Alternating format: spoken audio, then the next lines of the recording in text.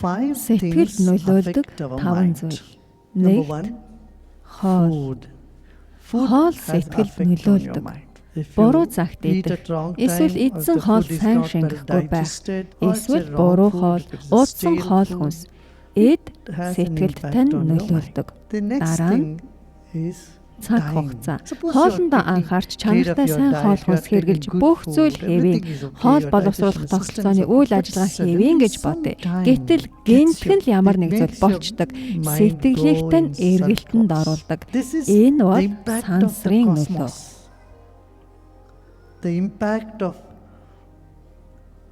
Ямар ч юм оддын хөдөлгөөн сэтгэлд тань нөлөөлдөг. Гинтэл жаргалтай, эсвэл жаргалгүй болдог. Тэгээд 2.5, 3, 4 өдрийн дараа дээрдэж эхэлдэг. Хоол, цаг хугацаа. 3 дахь нь найз нөхөр. Ямар найз нөхөртэй байх нь сэтгэлд нөлөөлдөг. Дүүрчигсэн сөрөг хүний хажууд байж байгаад явахдаа тэр бүх сөргийг нь өөртөө аваад явдаг. Тэгээд өөрийгөө тийм ч сайнгүй байгааг мэдэрдэг.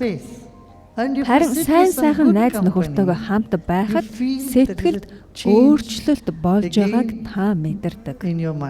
Сайн найзууд нөхцөл байдлыг өөрчилдөг. Үүний адилаар сөрөг, стресстэй, сөрөг сэтгэлгээтэй найз нөхөр мөн яг тэгж сэтгэл нөлөөлдөг. Дараа нь мэргэн ухаан.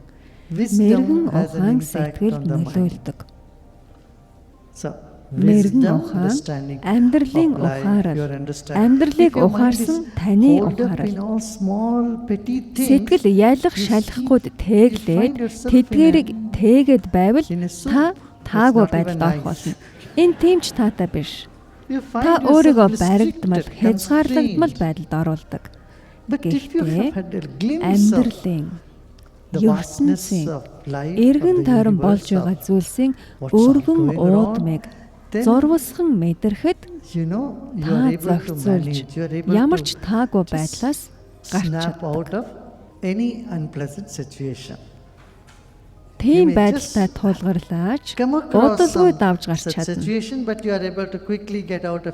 Мэдлэг, мэргэн ухаан байгаа бол төд удалгүй л гарч чадна. Мэдлэг, мэргэн ухаан, найз нөхөр, цаг хугацаа, хоол, тэгээд газар орон. Мэдээж газар орон нөлөөлдөг. Хоол хүнс зайлшгүй нөлөөлнө. Сайн нөхрийн нөлөө гэж байгаа. Цаг хугацаа ч мөн нөлөөлнө. Энэ дөрвөөс илүү юу танд туслах вэ гэхээр мэргэн ухаан. Одоо бид эдгээрээс зүгтаад байх хэрэггүй. Үнэндээ зүгтаж чадахгүй. Та цаг хугацаанаас зүгтаж чадахгүй. Та гариг эргэсийн хөдөлгөөнийг зогсоож чадахгүй. Тэд хөдөлгөл болно. Тэгээд сэтгэлд тань нөлөөлөх болно.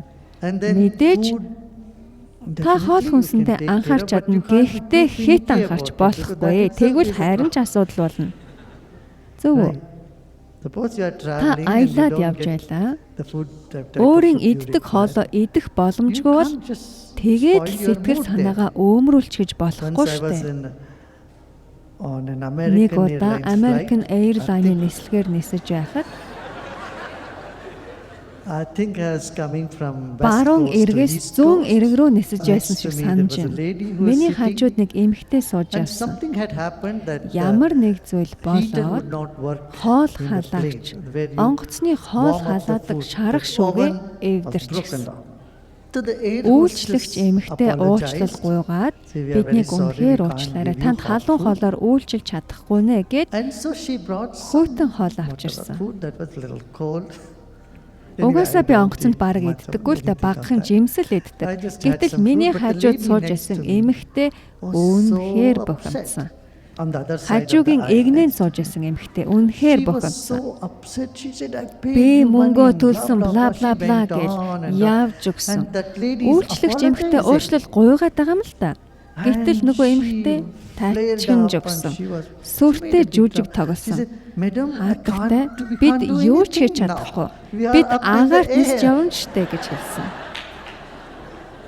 Учирлаад байхад түүнийг сонсоогүй. Энэ бүхнийг хараад суух зугаатай байсан. Сэтгэл яаж иймхэн зүйл дээр ингэдэг байна. Тийм халуун биш хүйтэн хоол нэг удаа идлээ гэд юу гэж тэгээд юу гэж. Тэгэхээр мэрэгэн ухаан бидэнд хангалттай мэрэгэн ухаан байхгүй бол ямар ч цаг үеийг муу мухай болгож чадна. Хамгийн сайхан цаг үеийг хүртэл итгэл найдваргүй болгож чадна. Учир нь сэтгэл ялах шалахгүй тэгэлсэн байдаг. Харин мэрэгэн ухааралтай бол ямар ч хэцүү цаг үеэс ямар нэг зүйл сураад л гардаг.